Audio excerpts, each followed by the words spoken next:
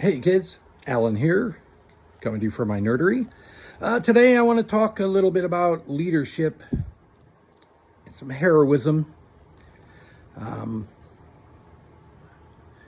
the leadership front. Actually, you know what? Let's go to the heroism part first. Let's talk about Corey Comparatori. I hope I'm pronouncing that last name correctly. Corey was a MAGA supporter. He and his family attended Trump's rally this past Saturday in Butler, Pennsylvania. Do I agree with Corey's politics? But no, I'm not MAGA. I'm furthest thing from MAGA. But is he any less of a hero? Not at all. That is a hero, kids. Corey Comparatori is a hero. Full stop. He was a firefighter, which is already a heroic means of employment. And at the rally, when he heard the first shots, Corey immediately got his family to the ground and covered them with his own body, which cost him his life, tragically. He died shielding his family from the gunman that tried to assassinate Donald Trump. Corey Comparatori is a hero, period. And that leads me to the leadership part. So, usually in this country, when there's a tragedy or something tragic or, a disaster, things like that, the president, and oftentimes in an election year, the candidate for the other party, if that's what, the victims of tragedies fall into. Anyway, the same day, Joe Biden called Corey Comparatori's widow to offer her condolences, to see if there was anything she needed, any way he could help her and their family. She refused to talk to President Biden, which is her right. She felt that Corey was a very devout Trump supporter, and that if she took the call from Joe Biden, it would upset Corey's memory, more or less. And that's her right, and it's perfectly fine.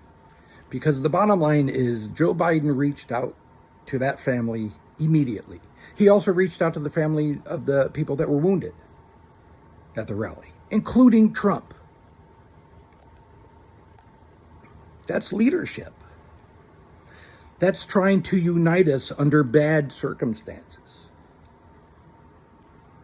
Now, I know you're asking,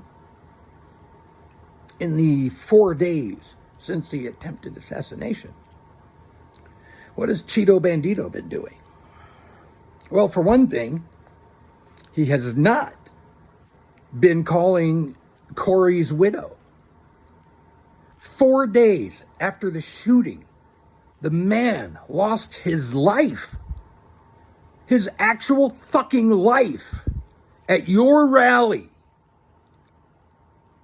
And you can't be bothered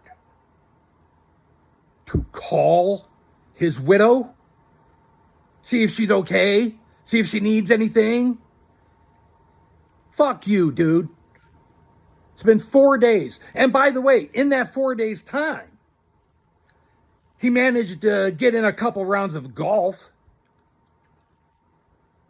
and attend the RNC these past couple days, wearing what looks like, it looks like Mike Lindell gave him a teeny tiny My Pillow and he just fucking taped it to the side of his head.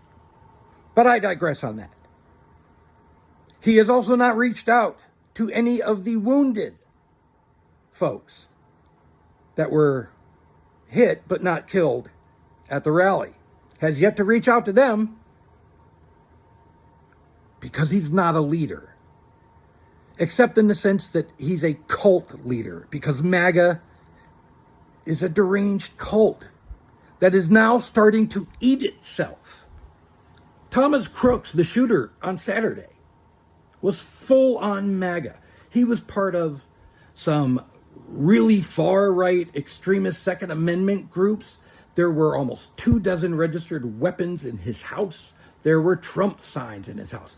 And on top of all that, he obviously had future plans if he escaped from the rally Saturday, because he had homemade IEDs in his car, and they found more and parts for more in his house.